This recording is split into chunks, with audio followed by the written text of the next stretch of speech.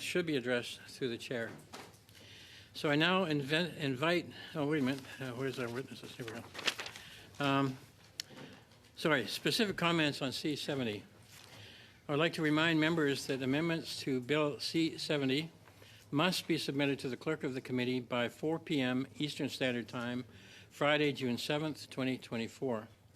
It is important for members to note that pursuant to the order adopted by the House on May 30th, the 4 p.m. deadline to submit amendments is firm. This means that any amendments submitted to the clerk after the deadline and any amendments moved from the floor during clause-by-clause consideration of the bill will not be considered by the committee. So I would now like to welcome our witnesses for today. With us, we have Mr. Thomas Junot, Associate Professor, Public and International Affairs, University of Ottawa. Mr. Dan Stanton, former Manager, Canadian Security Intelligence Service. And by video conference, we have Mr. Benjamin Fung, Professor and Canada Research Chair, McGill University, and Javad Soleimani, Director, Association of Families of Flight PS 752 victims, and also by video conference. So welcome to you all, and thank you for joining us today. Your interventions will be most helpful to us, I'm certain.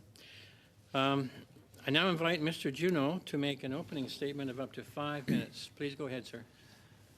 Merci beaucoup. Thank you very much. So today I will be analyzing Bill C-70 through the lens of transparency. For 3 years, I was the chair of the National Security Transparency Advisory Group, which is an independent organization that provides advice to the Minister of Public Safety. And we published 3 reports between 2019 and 2022, one on the relationship between public safety agencies and the intelligence community, and that is relevant here when you take into account transparency. Transparency is, in general, a tool that is underutilized by in relationships with civil society. More transparency is better for national security. It is not an obstacle. And in the context of countering foreign interference, transparency must be key. Our first line of defense against interference is often societal resilience. The confidence of people's confidence toward institutions is essential, and transparency is essential to develop that trust and confidence. It is also essential to raise people's awareness, and that is civil society and the private sector, because everyone has a role to play when it comes to interference. A lack of transparency, which is a huge problem today, works against us when we try to protect ourselves from interference. In Canada, the situation with regard to transparency and national security is much better than 10 or 20 years ago, but we can do better. Well, let's talk about C-70 now. Part 1 on modernizing the CSIS Act. The first element that I'd like to discuss here is to allow CSIS to better communicate with actors outside of the federal government. The CSIS faces huge obstacles when it comes to the targets of foreign interference, which are generally outside of the federal government. More transparency is necessary for the exercise of those new potential powers. Within the advisory group on transparency, we heard testimony from a number of representatives of civil society, and there is a great deal of mistrust when it comes to CSIS. So bridges must be built. What does that mean? Transparency must be practiced in a broader way. There must be communication with new partners within civil society, which will arise through these new powers. Must be proactive. It must be sustained as well. It cannot be just reactive and passive. We must build ties of trust, and we must truly have a sharing of information. It can't just be symbolic. CSIS must also be transparent with Canadians and explain what was done after the fact and to show the results of CSIS's actions. So it's easy to say, and I understand that it is difficult to put into practice. It will take more resources, and CSIS does not have those resources right now. It will also take a change of culture, and because it will only work partially if there is no change in culture, because CSIS is still too insular, despite the progress that has been made. C70 would also give new powers to CSIS with regard to inquiries and the collection of data and to managing data. And transparency is key there too, because the relevant mechanisms for accountability and reporting must be transparent. So the report from CSIS must also contain as much information as possible on its use of its new powers. CSIS could also communicate proactively with Canadians and partners within civil society, with the media, and also with parliamentarians regarding the use of its new powers. So that is also essential to build people's trust and to ensure that the accountability mechanisms work well. Also, C70 will create the position of the Foreign Influence Transparency Commissioner. Here again, transparency is key because the procedures for registering must be simple and clear. They cannot be heavy and bureaucratic. The same goes for the mechanism for hearing complaints. One thing that the NSTAG, National Security Transparency Advisory Group, heard was that the mechanisms in place are not sufficiently accessible.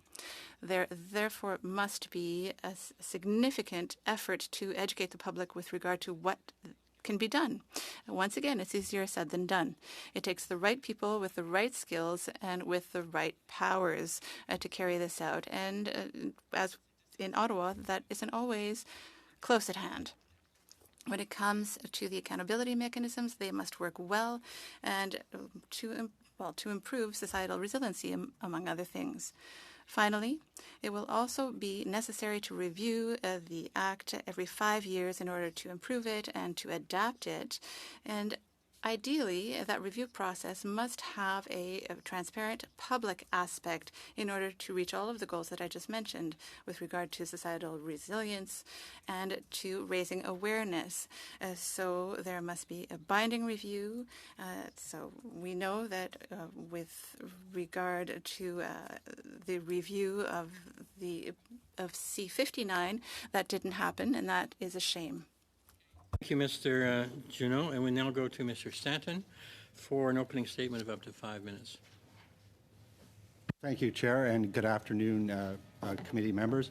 I'm going to talk about the disclosure of intelligence, the new regime that's proposed in Bill C-70, as well as the criminalization of foreign intelligence. I'm going to echo in some ways Thomas Junot's remarks with respect to transparency, and I do confess we didn't have time to collaborate on this. It's purely coincidental. Section 19 of the CSIS Act, the proposal to amend that is going to amplify the range and scope of disclosures from currently where it is. And it is something I had some personal experience with as having been an intelligence officer in CSIS for 32 years, and I was seized with the disclosure regime. So the proposal, of course, under the rubric of building resiliency against threats is that the service may disclose intelligence to those outside the federal departments. And we're hearing about the private sector. We're hearing about universities, particularly in sensitive research. We're hearing about other levels of government, including Indigenous government bodies as well, and municipal government, law enforcement. So it's a wider orbit that's being proposed where intelligence will be shared in the interests of national security. This is going to be a significant overhaul, both in terms of the mandated CSIS and national security. And I do say this is way beyond foreign interference. This covers other programs that CSIS collects intelligence on. But the government is going to decide in some ways how this is going to be shared. Nobody's going to be opening taps and turning on spigots and declassifying information. And I think there's a lot of expectations in various sectors in Canada that that's actually going to be happening. We're still going to have the need to know principle. We're still going to have people who are security cleared to receive that intelligence. They're going to actually have to have a clearance. They're going to have background checks. We're going to have to ensure that that intelligence has the physical and IT protection to safeguard it. You can't have intelligence being provided to new partners and then a week later we're reading it on social media. So I'm enthusiastic about it. I think it's going to really enhance the government's, I guess you could say, more holistic view and assessment of threats. It gives CSIS a lot more leverage as well And echoing my colleague's remarks, it makes more transparency clearly with government. The other aspect I wanted to make reference to is the criminalization of foreign intelligence, the measures to counter foreign intelligence. We're talking about Section 50, and we're talking about the Foreign Interference in Security Information Act for the amendment. I'm very enthusiastic about this. When I testified at a committee a year ago in March, one of the comments I made is that unlike terrorism and unlike espionage, there actually is no legislative hammer. There actually is no legal consequences of any significance with foreign interference enablers. That's changing with this new legislation. I'm very excited about it. So this will allow the government to basically prosecute whether it's transnational repression or whether it's interference in our democratic processes. I also find it interesting that in this bill there's an extraterritorial application going into this foreign interference and transnational repression. And this makes a lot of sense because CSIS mandate in security intelligence is not limited to Canada. CSIS works around the world. And so in many ways, this will complement their Section 2B activities in terms of intelligence collection on transnational repression, as well as the interference in the election, and that they can actually be prosecuted. I'm going to quote specifically. They're saying that if the person who commits an act referred to in subsection 1, this is 26.1, while outside Canada, is deemed to have committed it in Canada, if the victim is in Canada, or if the victim is abroad, let's say they're in India or they're in the People's Republic of China, that they can still be prosecuted in Canada. So there's no sanctuary for the fact that this activity or an aspect of this activity is taking place outside of Canada. So the legislation also calls for the same thing with consequences on influencing political government processes. Section 24 and subsection 1, every person who commits an indictable offense who at the direction of or in association with a foreign entity engages in surreptitious or deceptive conduct with the intent to influence a political or government process. Every person who commits an offense under subsection 1 is liable to imprisonment for life. This is serious. This is what you get with espionage, and this is what you get with terrorism. And I'm delighted to see this coming into the foreign interference file. The particular SOIA amendments will offer criminal sanctions against clandestine foreign interference designed to benefit a foreign state in actions against the Canadian state, its interests, or the exercise of democratic rights. This will open the way to laying foreign interference charges in Canada, something we have not seen, and I think we'd all agree are fairly relevant these days. Lastly, I just want to mention there's been some adjustments to CSIS authorities in Section 16. That's the non-threat related foreign interference. I'm very enthused about that. I know it's giving CSIS a lot more, I guess you could say, of a holistic view in terms of the foreign intelligence mandate they have. I know the bill has its limitations, but I would like to see at some point the government basically scrap the Section 16 because it's an anachronistic classification we have from the Cold War, Section 12, Section 16, and I think this change signifies the fact that the government is recognizing that we don't need that within Canada collection on what is considered foreign intelligence. Could you wrap up? That's please, it, and I thank you. Thank you. We go now to Mr. Fung. Mr. Fung, please make an opening statement of up to 5 minutes, please. Okay, thank you. Good afternoon, Chair and committee member. As a professor and Canada Research Chair at McGill University, my work focuses on AI, cybersecurity, and social media analytics. I would like to express my concern of foreign interference in Canadian academic institutions. I would like to begin by sharing a personal experience. Over the past few years, a prominent Chinese 5G enterprise, which I will refer to as Company H, has repeatedly approached me with various research collaborations proposals. They offered me a consulting positions on their AI team with a salary that is 3 times of my earning as a professor. Despite rejecting their offers, they persistently contact me every few years, and just last year they explicitly expressed interest in my work on malware analysis. Let me emphasize this again. This company is specifically interested in computer viruses. So clearly this raises national security concern.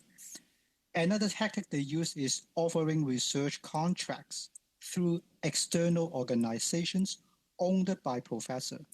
This would bypass any university or government approval processes. I'm sure Company H is not the only foreign state-controlled organizations operating under the guise of a Canadian company. As a scientist, I really hope this bill can address this national security risk, and I urge our government to disclose a list of organizations or have some mechanism to allow university to query that which company are controlled or influenced by foreign governments in Canada and posing a national security risk. This transparency will help Canadian researchers avoid compromising collaborations. In 2024, the Canadian government released a list of named research organizations in 3 foreign countries. This is a commendable step towards safeguarding our scientific contributions.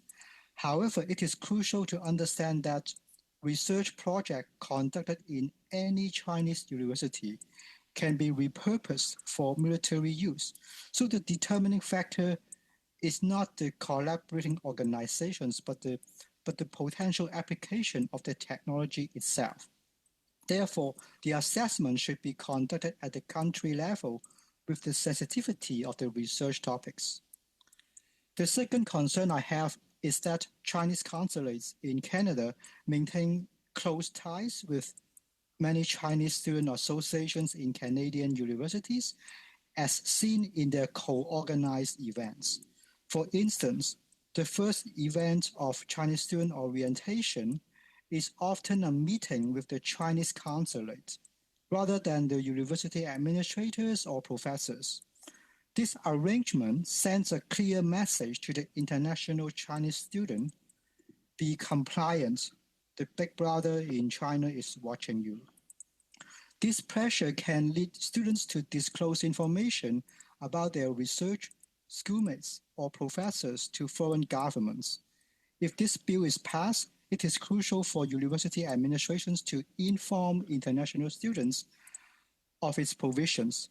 This bill will empower students to confidently reject requests from foreign governments. I'm supportive of the bill with the following amendments. First, I suggest removing the administrative monetary penalty. Maybe I don't fully understand that part, but this punishment seems to be too weak. Second, currently the CCP government purchased airtime from the Chinese radio stations in Canada to broadcast their propaganda. I just wonder whether this Chinese media should be registered in Canada. Third, I support the idea of having 2-tier registrations like the UK model. This will allow the Canadian government to impose more accurate restrictions on selected entities.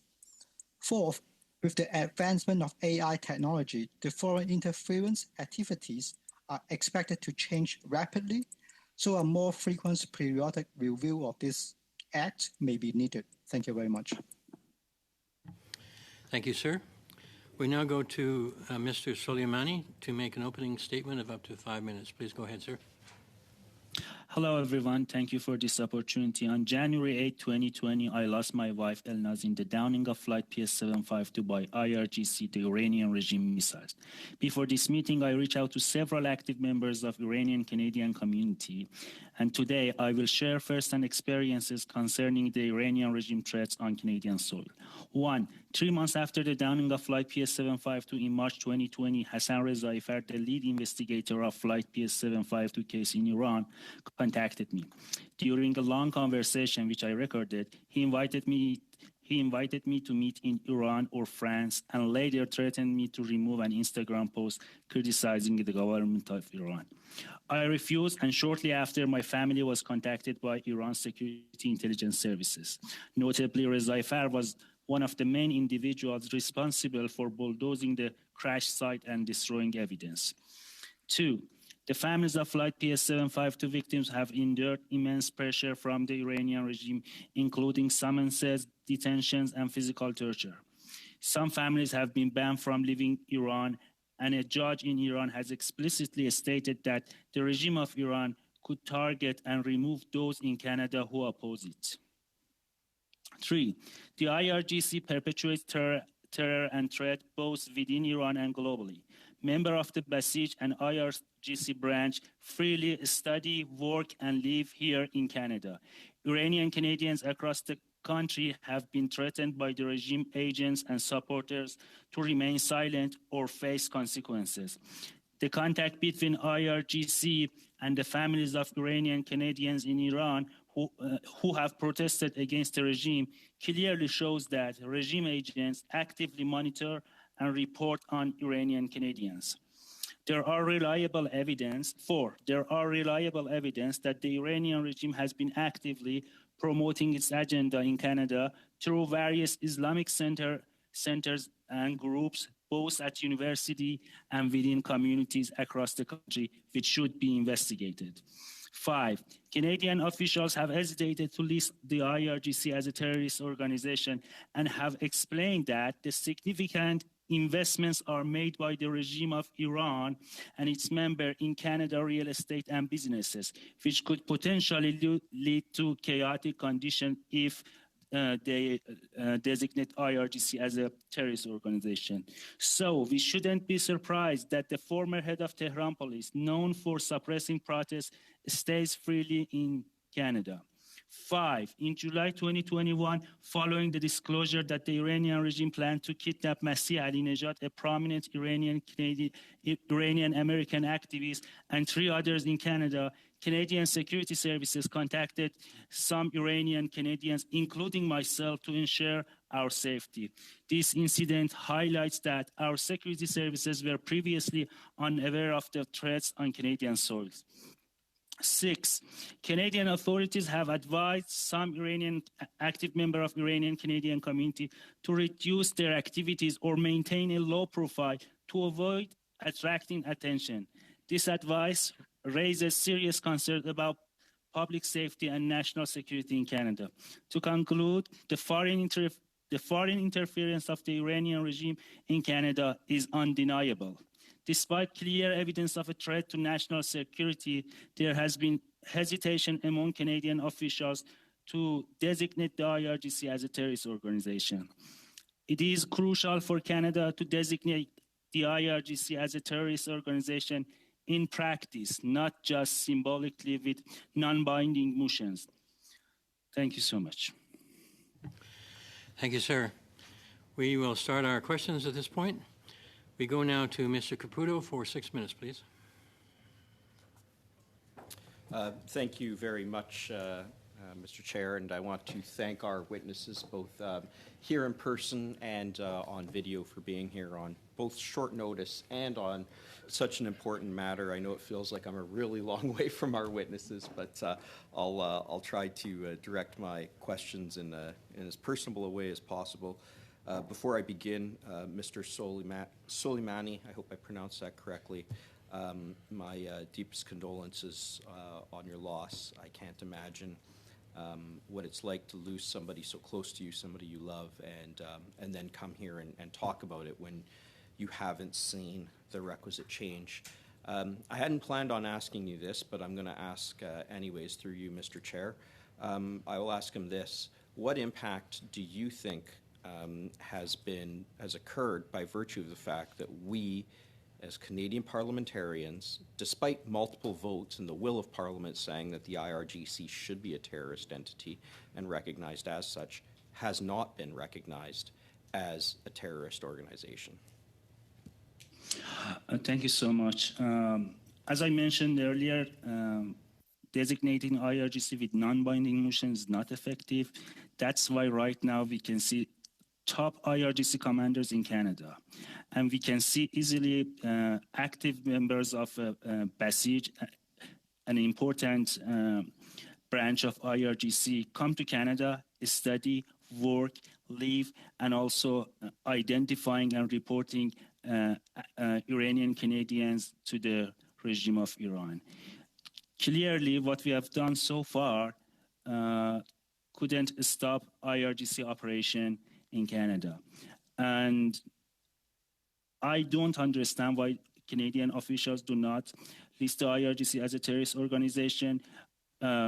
Definitely, there are some concerns for not affecting innocent people that had military services, compulsory military services in Iran, but I think it's not rocket science. There are some legal ways to figure it out and listing IRGC as a terrorist organization without affecting innocent people. For that. Now, to Mr. Stanton, perhaps Mr. Juneau can chime in. Professor Fung talked about what I would call an insidious kind of mechanism of interference, right? As in somebody who's on a university campus, or I taught at a university in 3 different faculties, and this isn't something I had ever seen, right? But from what what Professor Fung is saying, this is happening fairly frequently. Is that something that you've experienced, sir, as somebody who worked at such a high level with CSIS and for some time? Well, the question would be, would the individual on the campus be considered a threat to national security? They would have to meet, that criteria, Section 2, where the service would already be investigating them. So I guess if something came up, let's say that, say Mr. Fung had raised, and then the service does some inquiries and they're able to link it in any way to, in this case, a foreign state, they would be investigating it. They would focus on the threat. There'd have to be an individual that they would investigate. And the fact that they're at a university, it's a sensitive institution, but sensitive institutions in Canada are not sanctuaries in any ways for threats, so it still would be pursued regardless of what sector or where they are. Professor Juneau, do you have anything to add to that? No? Okay, thank you. How much time do I have, please, Chair? 1:50. 1:50? Okay, thank you. I've asked this question before, and I hear a range of answers, but one of the questions is about the commissioner that would be appointed under this act with respect to foreign influence and transparency, and that commissioner would presumably be working, obviously, at arm's length from the government, but may be a part of the government as opposed to being fully independent. In this case, the commissioner would be appointed through an order in council, and I believe that there would be consultations with the House of Commons and the Senate, but not approval required through the House and the Senate. Do you have any comments on that and the independence of the potential commissioner that we're debating in this legislation? Either or. If I can jump in quickly on that. I think it is absolutely essential that the commissioner be fully independent and be perceived as fully independent, given the sensitivity of the issue, given the very negative consequences of perceptions of a lack of independence. And even if it's only even if it's an inaccurate perception of a lack of independence, if it's still a dominant perception, that would be very damaging to the work of that commissioner, which will be so reliant on trust and a perception of independence. I would add that in terms of the nomination of that individual, consultations will be essential, but public consultations, or that there be some public and transparent element to these consultations, again, so that there's an element of consensus and legitimacy around that individual. Thank you, sir. Thank you. We go now to Mr. Dhaliwal. Mr. Dhaliwal, please go ahead, 6 minutes.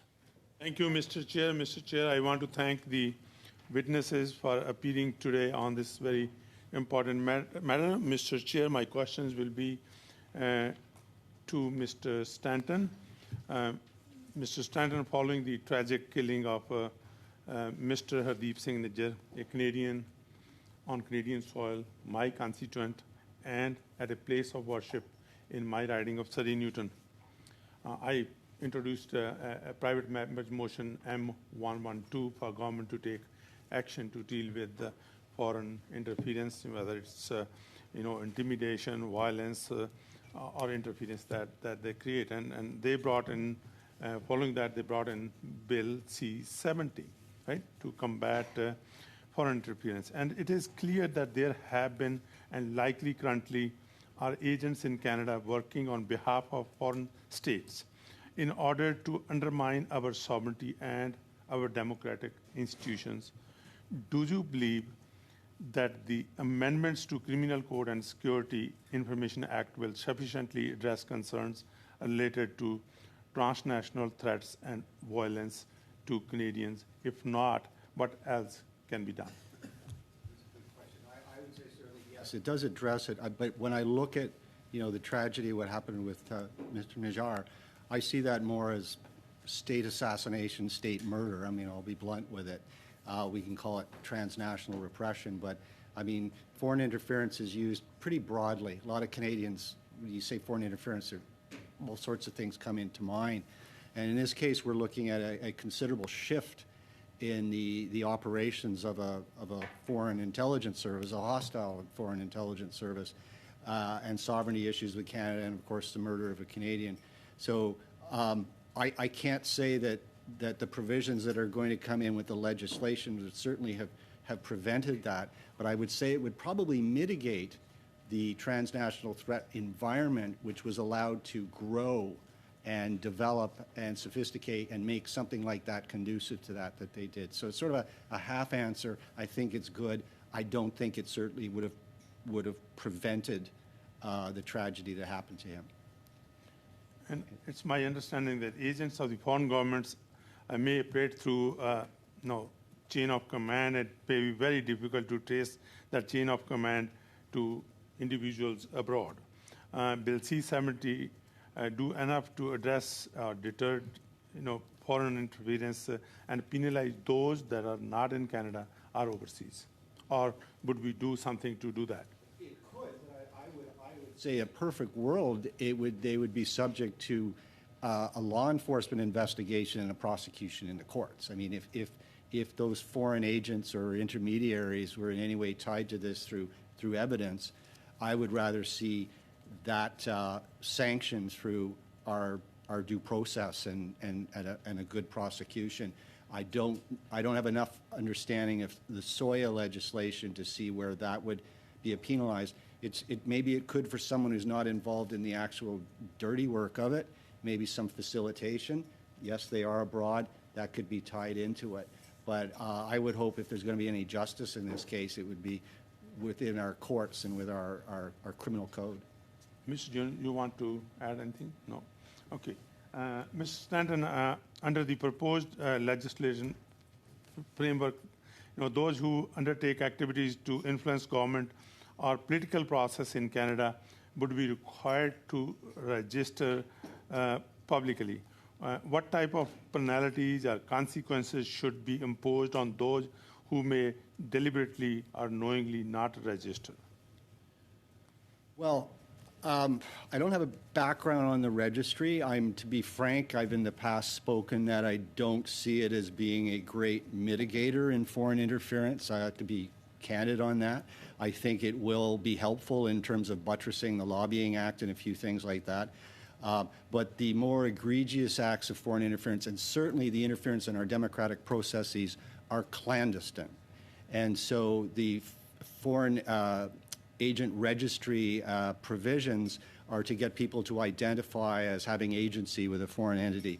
But they're not the clandestine actors. They're not the ones that are either repressing in our diaspora community, tormenting people, harassing them, or meddling, interfering in our elections. So again, not an authority on the registry, but I wouldn't look to that for any, I guess you could say, threat reduction in the interference realm in our democracy. Legislation proposed to enhance capability of CSIS to collect and utilize data sets. Protecting privacy and personal information will be very important.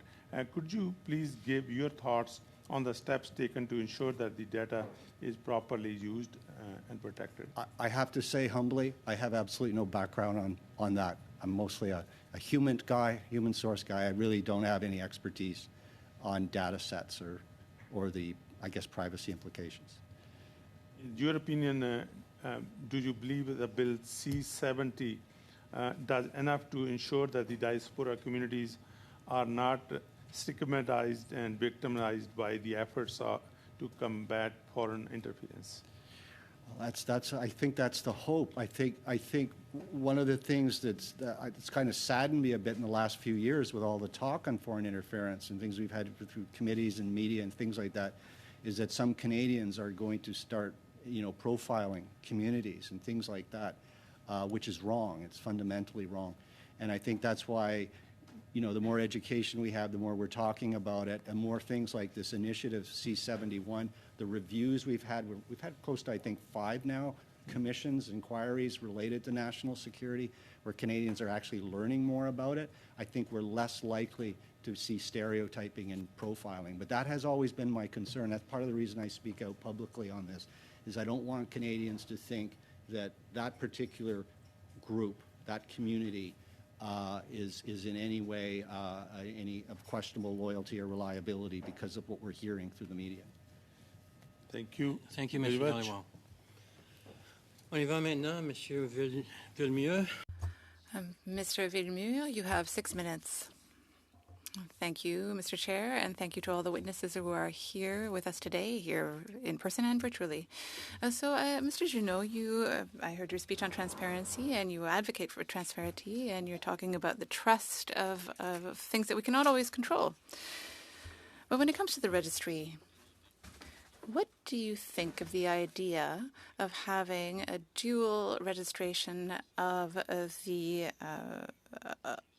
agency and the person who is the object of the transaction? So there would be 2 registrations, if you will, because that would make it possible for us to identify those involved. So do you think that that would be positive for transparency? That's a good question. And I must admit that I do not understand the issue well with regard to what you've raised. I would need to have more details on how the registry would work. I know that you did ask that question last week to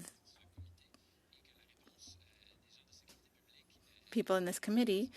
And on the public safety side, the answer dealt with the burden that would represent. So really, I do not understand that specific issue well enough, but I must say that I do generally sympathize with the answer provided by the public safety people, because the public safety department and CSIS and other departments or agencies in the public safety community really are direly lacking in financial and human resources.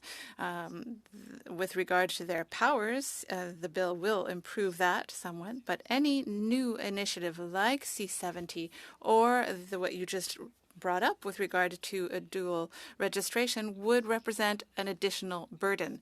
So I think that generally speaking, I would say that it's very important for the committee to consider additional resources. The idea of a double registration, so if you look at the lobbying registry, there's the idea of having a more direct report. But when it comes to the organizational and financial burden, I heard that answer. But then I was thinking that if we look at the report that was produced yesterday, it was that, in fact, we can't afford not to. Because, really, if we must deal with foreign interference, well, the financial burden cannot be the only criteria at play when making decisions. Yes, I agree. It can't be the only criteria, but we have to deal with reality as well. The lack of financial resources is a limitation. And when it comes to the opinions that are expressed in the media and elsewhere, well, that real constraint is too often ignored. Yes, it is real. I agree. So I'd like to continue asking questions on this. I liked Mr. Stanton's comment with regard to the clandestine operatives are obviously not registered anywhere. That is true. But when it comes to the 3-year period of preventing, for example, cabinet members from working for a foreign entity for 3 years after their mandate, because that would prevent them from using information that they would have been the sole people to have access to. So yes, I think that a delay period after leaving their position within the government is not only recommended but necessary. There's a parallel here with regard to the point raised after your colleague's question. There is this issue of the perception of people's trust that is linked to perception. There must be a buffer period after someone leaves office because that's a fundamental principle to ensure trust. So when you talk about trust and perceived and real transparency, yes, we've seen the provisions in the bill, but really that's reality. But if the perception is not there on the part of people, well, then that is a problem. So yes, the Commissioner for Foreign Influence Transparency must have true independence and perceived independence. I think that the appointment of that commissioner is problematic at the moment. But let me talk about something else now. You talked about the review every 5 years. So we know that we have a number of acts that have not been reviewed according to their own provisions. And it's not just this government. A number of governments don't tend to go back and review the bills. And that is a problem. Because, I mean, when you come to the protection of private information, for example, like when you want to ensure that this review takes place, what can we do to, in fact, ensure it? So when it comes to an annual report by the Commissioner, there must be one, because if there isn't one, then that is a big problem. That is independent from the issue of a review every 5 years. But the Commissioner must produce a report every year that will be presented to Parliament and that will show all of the activities conducted by the Commissioner. When it comes to the 5-year review of the bill, that's essential. A C-59 was adopted. It created SECU. I can never remember the acronym in French. But that bill also foresaw a review every 5 years. It was supposed to happen in 2022, and it didn't happen, and that, to me, is a problem. When the committee was created, the world was different than it is today, and the world will continue to change. So it's important to continue to adapt, to reform, maybe make minor changes, but really it's important to ensure that the powers that have been attributed are still the right powers. And it's also the public aspect that has to come into play to show a society, civil society, to show parliamentarians that there's an ongoing thought process that brings about change. Because when that doesn't happen, it's a very significant missed opportunity. Thank you. Mr. McGregor. 6 minutes, please. Thank you very much, Mr. Chair.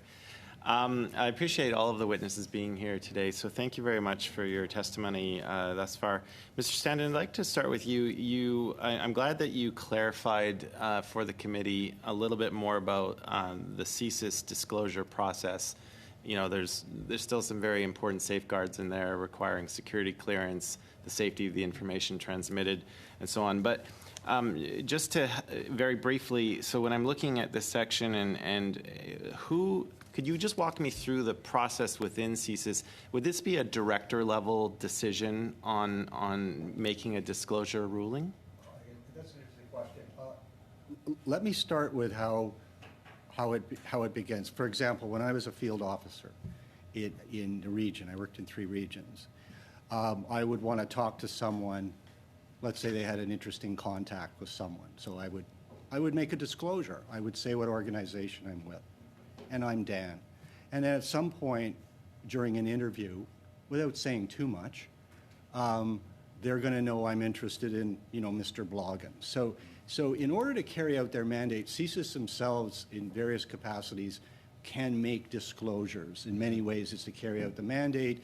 It could be a bit of a, getting confidence, or at some point getting support, and maybe even eventually having a source relationship. And they can do that. So, but the day-to-day stuff that's reported to government, it's going to government readers, and it wouldn't be a high-up sign-off, really. It would be just a regular process, as we've seen with these inquiries, where there's all sorts of intelligence products going to various government departments, assessment, raw material, And it wouldn't be much higher than a middle manager decision. Sorry. I was just going to say, where it gets really dicey is when you get into things like intelligence being provided to law enforcement. And that's where people start getting nervous, and that's where you're going to have a director general input into it. Or even something more sensitive, it's obviously going to be bounced up to the executive level. So there are protocols in place. Thank you. And also during your opening statement, you made mention of the term transnational repression, which is what we heard from our witnesses yesterday, representing Uyghurs and, of course, Tibetans. They were urging the committee to include a definition of transnational repression, and in my opinion, we're probably looking at the SOIA section of the bill, given that we already have amendments here that's dealing with intimidation, threats, or violence. Numerous sections that are really going after the clandestine foreign operations in our country, dealing with foreign interference. Do you have sort of a thoughts on a definition of transnational repression, or do you think the way the SOIA amendments are written currently kind of addresses that in its entirety? I think it addresses it. I have to say, first of all, I don't have a legal background, so I'm looking at it in terms of from a threat perspective, and most of my career was in counterintelligence. So CSIS has their definitions, for example, from the CSIS Act. So in this case, it would fall under Section 2B. What we call transnational repression is foreign interference, where it's actually targeting the emigre communities and manipulating and threatening and potentially killing. And so I don't know if an actual definition is it's certainly not going to give CSIS any more authorities that they don't need. And I don't think in terms of indictable offenses and the criminalization of transnational repression, it's really going to make a difference. Then again, I'm not a lawyer. Yeah, because as I was following with their testimony, everything they thought should be included in the definition of transnational repression seemed to already be included in this bill, just in different sections. So I appreciate your thoughts on that. Professor Juneau, I'd like to start with you, and I'm just going to reference Part 4 of the bill that is setting up the new commissioner. There have been a few different opinions about this bill being country agnostic. Other private members' bills have opted for a scheduled list because, of course, some countries certainly are worse off, in our opinion, than others, given what they're trying to do here on Canadian soil. Do you have any thoughts about this bill being country agnostic and just leaving it open to any country that might have to register in this? I find that there are good arguments on both sides, so I wouldn't say, and I'm not avoiding the question, but I wouldn't say that there's one really good and one really bad option in country agnostic or not. I would tend to very cautiously lean on being against the country agnostic approach, but barely, if only for what we were discussing in the previous one of the previous questions, which is the issue of workload. The reality is that the community as a whole is overstretched. It's hollowed out. Threats are proliferating. We all know that. So would it simplify, streamline a bit by having a list of countries that pose a threat at this level? I think the answer might be yes to that. So that might be a good argument. Building that list would obviously be controversial. There would be disagreements, but I still think that could be doable. I mean, government does complicated things all the time, and establishing a list of countries that pose a foreign interference threat is something that I think we should be able to do and adopt, even if it means changing it every 6 months or every year as situations change. I just mentioned that because, like, right now, of course, we have a very complicated relationship with India, and sometimes there can be trade interests versus national security interests, and I'm just wondering about that. Yeah. In a way, having a country agnostic list is a way of avoiding that debate, right? Thank you for that. Thank you, Mr. McGregor. So we'll start our second round. We will end this round with Mr. McGregor. Down the way. We'll go now to Mr. Jennis for 5 minutes, please. Thank you, Chair. This is a really strong panel with people with diverse experience, so I'm sorry to those I don't get to with questions. So many interesting things and important things were said. Mr. Soleimani, thank you for highlighting the need to list the IRGC as a terrorist organization, to use our existing laws to combat foreign interference. And I completely agree with you as the proposer of two of those non-binding motions in Parliament. Non-binding motions are not enough. We want to see executive action listing the IRGC as a terrorist organization. As opposition members, we use the tools we have to try to highlight the issue, of course, but the goal of that is to push the government to act. The government has sadly voted, while voting in favor of both of those motions, they have sadly still not acted. Conservatives have also tabled Bill C-350, which would list the IRGC as a terrorist organization. We've tried to expedite that bill, and Liberals have blocked those efforts.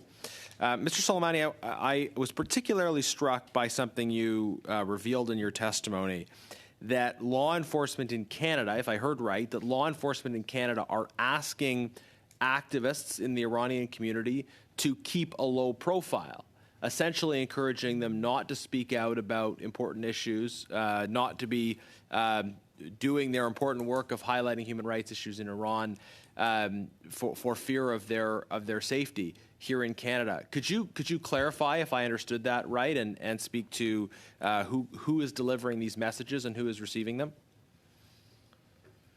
So thank you so much, Garnet. So it was my personal experience and some other active member of Iranian Canadian communities. It was in the middle of Women Life Freedom Revolution that I was contacted by a person from security services, and he clearly mentioned to me maybe the best way to avoid attraction from the Iranian regime be low profile. So where is the freedom of speech? Here in Canada, we should be afraid of the Iranian regime. This is exactly what the Iranian regime wants. Many Iranian Canadians do not feel safe in Canada. Why? Because agents and supporters of the Iranian regime are here, and obviously they identify and report active member of Iranian Canadians community to Iranian regime, and then Iranian regime contact their families inside Iran. So it's so clear that the Iranian regime agents are here among us, and it's a national security threat. We don't feel safe. Yeah, absolutely. But moreover, of course, people don't feel safe if the message that they're getting from law enforcement, instead of exercise your rights and we'll have your back, is don't exercise your rights, be quiet, and that's the only way you'll be protected. That is shocking and horrifying to me. If I was told as a member of Parliament by security services that I should be quiet about certain issues and keep a low profile for my own safety, that would clearly be unacceptable. And members of the public, citizens, activists, regardless of their background, must be free to exercise their charter-guaranteed rights and know that they will be protected in doing so. Could you clarify specifically which security agency has delivered that message? CSIS. Okay, that's very troubling, and I think that's something we'll need to follow up on. Very quickly for Mr. Fung, I think you had mentioned in your opening statement media outlets that are here that are foreign state controlled. There's a private member's bill C-281 from my colleague Philip Lawrence that would seek to limit the ability of foreign state-controlled media to get broadcasting licenses in certain kinds of situations where those are hostile authoritarian states. What would your view be on such provisions? Should we consider restricting broadcasting licenses from entities that are controlled by hostile foreign states? Yes, definitely, we should control that. And currently, basically, the Chinese government is buying the airtime from some popular Chinese radio stations in Vancouver and Toronto areas to broadcast their propaganda. So, and of course, another channel that we should consider is the social media, right? Like the WeChat, TikTok, those are even creating more problem in terms of propaganda from foreign governments. Thank you, Mr. Janice. We go now to Mr. Gahir. Mr. Gahir, 5 minutes, please. Great. Thank you, Chair, and I'm very appreciative of the witnesses for appearing before the committee. Mr. Stanton, my questions are largely for you, and they're actually along the lines of what Mr. McGregor was asking about. I wanted to talk about disclosure and how it currently works at CSIS. You mentioned a range of disclosure in your opening testimony.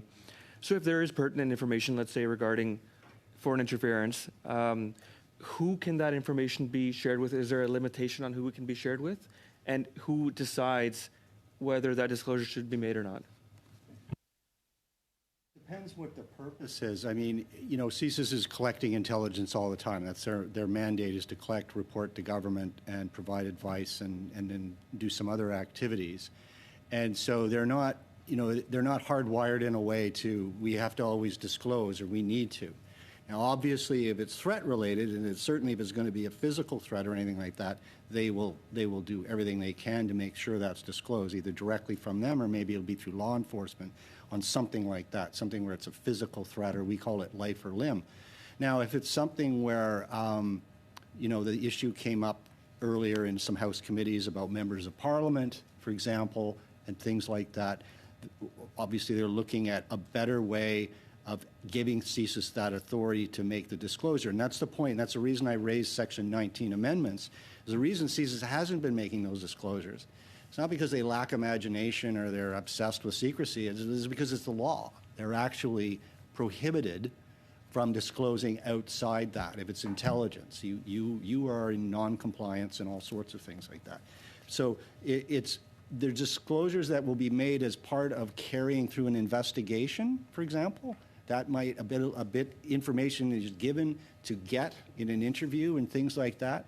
But this will be new. This will be new for the service. This will be new territory where they're going to have to come up with strategic reasons that are in the interests of Canada, basically the public interest, to make these disclosures of intelligence. I guess one of the fears that I have is that perhaps CSIS has a few pieces of that puzzle, and perhaps other law agencies also have a few pieces of that puzzle, but it's only when you combine all of that information do you see a full picture or enough of the picture that, that it can be raised to a certain level where perhaps charges are laid or perhaps an investigation is launched. Do you think that the bill will change this regime so that more information is shared? Provided to those traditional non-partners. But let's forget there's any changes coming. There's constant cooperation and sharing going on with various entities. You don't have to have a disclosure regime if they're meeting with a municipal police force or a provincial police force or whatever. There's information shared and assessed. They don't have to have a framework and authorities necessarily to pass it on. We're talking about here is where they're going to not that typical orbit of partners, we'll say, and those that aren't part of that normal, I guess you could sort of say, group of sharing where you can actually give them intelligence and you give them something, for example, in the universities. But in terms of where you're talking about a threat, and let's say in a community, CSIS would be liaising with everybody, all I guess you could say, levels of government or entities that might have I guess you could say, an equity in these investigations. This was raised in earlier testimony as well, but would there ever be a situation where CSIS could share information with a foreign entity, perhaps a consulate or an embassy? Well, they have arrangements with hundreds of foreign agencies, security, intelligence agencies, police agencies internationally, in various scopes and ranges of cooperation. So there's a lot of sharing going on. And of course, there's a lot of care from a human rights perspective with what's sharing. So, yeah, they share with many international partners, and whatever venue or means, it's whatever's, I guess you could say, secure and convenient. So could you talk a little bit about what checks and balances are in place so that the information, like the wrong information, is not shared with a foreign actor that could be used against a Canadian or perhaps their families overseas? Yeah, absolutely. I mean, CSIS exercises a lot of, I guess you could say, due diligence in terms of information they're going to pass to a foreign agency that has, for example, a terrible human rights record. And there's a lot of them over there, overseas.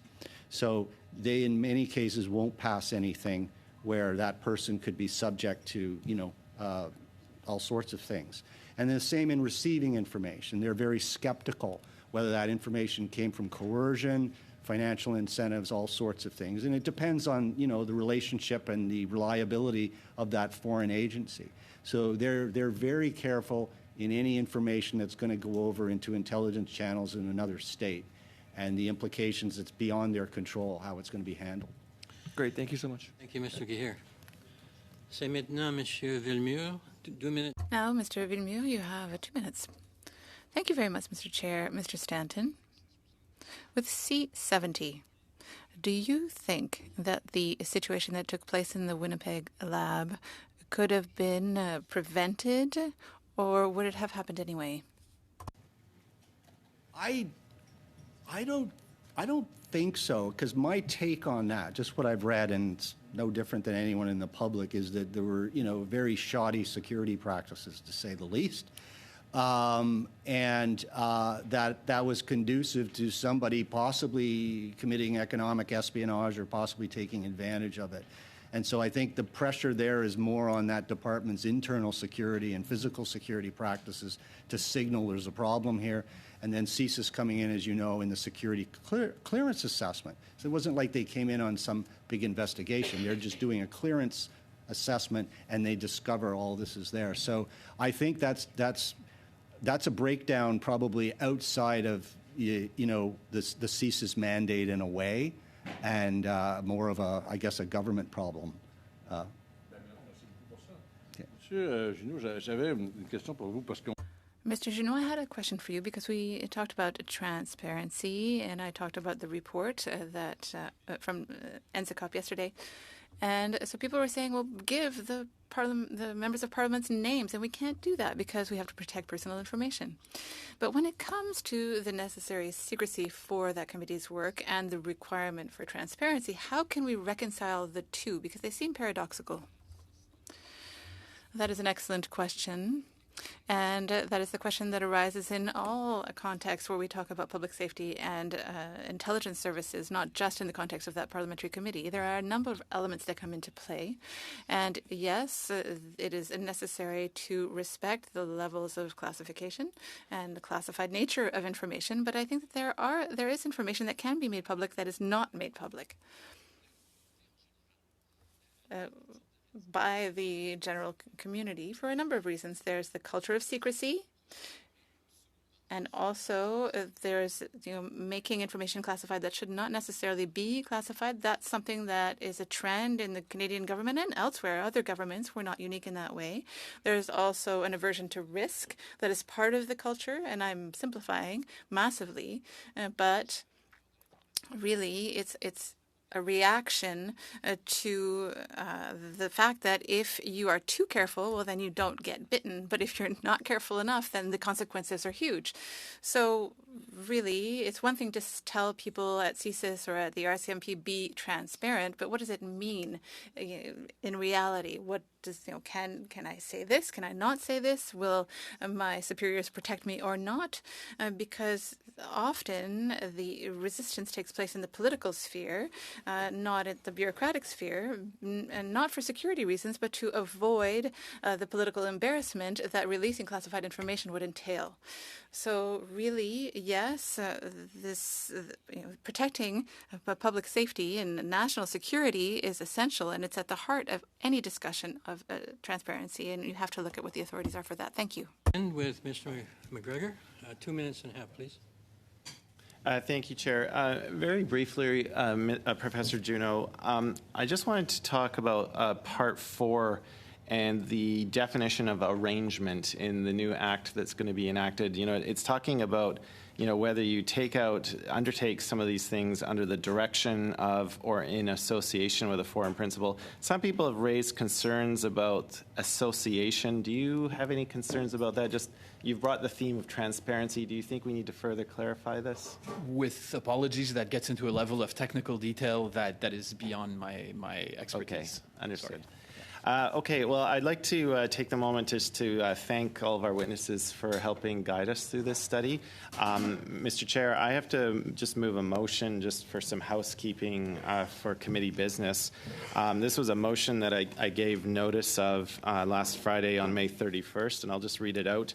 That in relation to its study of Bill S210, an act to restrict young persons' online access to sexually explicit material. Mr. Caputo. Sorry, who's Mr. Caputo on a point of order? Excuse me. Yes, I believe that we're operating under a House order which would supersede any other motion. I'm just wondering if the clerk can provide input on that, please. I don't believe this would be out of order, but I'll ask the clerk. Is there any prohibition to this? Yeah. So Mr. McGregor has the floor. He's entitled to move his motion. Thank you for checking that. And the motion, we got notice of it some time ago, so it is in Sorry, order. Chair, can I speak to the same point of order? I'm sorry, on point of order? Yes, Chair, I would have to disagree. If you look at the actual order from the House, that this committee is to be seized with no other committee business until this matter is done. The fact that the motion's on the table and has been already presented to the committee doesn't matter. We can't be talking about that until we're done this particular issue. And that's the point that Mr. Caputo was trying to make, and I'll be making again, is that's the position we're at. And so we have to honor the direction we got from the House, that our time should not be taken up with anything but this. So that the House order does not preclude us from dealing with other matters. It asks us to deal with this in a concentrated manner. I forget the exact wording. Was there someone else on this point of order? Mr. Villemure, s'il vous plaît. Merci, Monsieur le Président.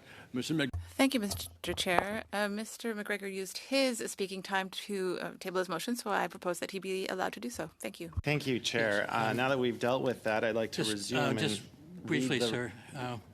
So I believe this brings our questions to an end. So I would like to thank the witnesses for their presence and their contribution to this meeting and to our study, and would invite them to leave if that's their wish to do so. Thank you very much. Mr. McGregor, please go ahead. Thank you, Chair. So I'll read into the record officially that in relation to its study of Bill S210, an act to restrict young persons' online access to sexually explicit material, and pursuant to Standing Order 97.1 Sub 1, the committee requests the approval of the House for a 30 sitting day extension in order to properly and adequately study the bill, hear from witnesses, and conduct clause-by-clause consideration of the bill with amendments before it is otherwise deemed reported back to the House without amendment on June 7th, 2024. I'll be very brief here, Mr. Chair. This is a simple housekeeping motion. If we do not, if we get to June 7th, this bill is going to be deemed reported back to the House. I think it would be a dereliction of duty for us to not study the bill and hear from additional witnesses. I'm not going to speak any further on this motion. I have canvassed the room. I believe there is a majority of this committee that's willing to vote and vote in the affirmative of this motion. So I'd appreciate it if we could keep our remarks to a minimum and arrive at a quick vote so that we can then proceed with the business of Bill C-70 for the remainder of the week. Thank you.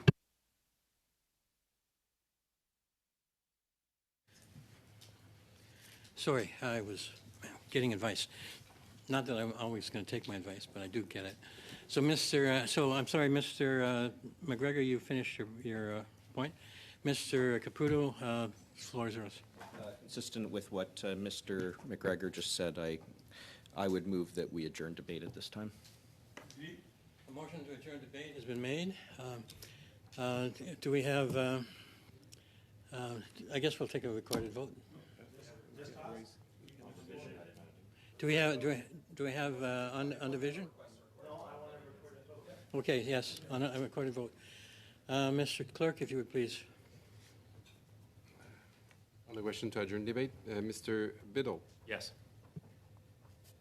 Mr. MacDonald, Mr. Gaye, Mr. Dhaliwal, Mr. Callaway, Yes. Mr. Caputo, Yes. Mr. Shipley, Yes. Mr. Genius, Mr. Matz, Mr. Villemur, No. Monsieur McGregor, No. 2 against. Thank you. So the debate is adjourned. And so that wraps up our business for today. I'd like to let the committee know that notices will be going out for tomorrow. Looks like at this point, 2 panels. At this point, the notice will show two individuals in the second panel, but that's expected to change as we get confirmation, over the next little while. It'll be right after question period. So right after the votes. It'll be right after the votes. 4:30? Yeah, about. Remember, Simon, that the votes, there's supposed to be 8 or 9 of them. That's 2 hours. So Well, we should probably plan so we don't have a resource issue. So from like 5 to 7 or something like that, as opposed to 4:30, and then we have to get permission to extend. We've got all the resources we need. For tomorrow. Yeah. And then on Thursday, the current expectation is 3 panels at this point. So we'll